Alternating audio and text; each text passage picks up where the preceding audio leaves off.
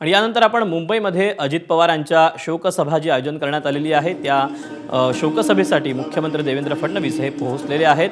अनेक मान्यवर या शोकसभेसाठी उपस्थित आहेत, नेते मंडळी आहेत, याशिवाय सर्वपक्षीय कार्यकर्ते, आमदार, मंत्री असे सगळेच जण सर्वच क्षेत्रातील आपल्याला मान्यवर पाहायला मिळत आहेत। अजित पवारांच्या राष्ट्रवादीकडून या शोकसभेचं आयोजन करण्यात आलेलं आहे। मुंबईतल्या वरळी डोममध्ये उपमुख्यमंत्री अजित पवारांना श्रद्धांजली अर्पण करण्यासाठी या शोकसभेचं आयोजन करण्यात आलेलं आहे।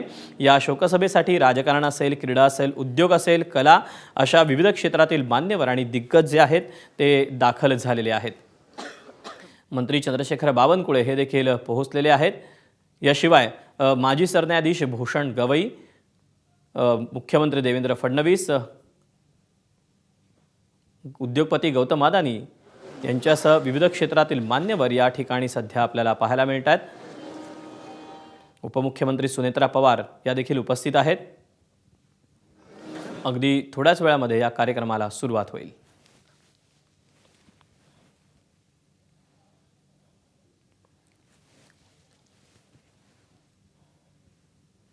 वातावरणामध्ये आपण या शोकसभेला सुरू करणार आहोत।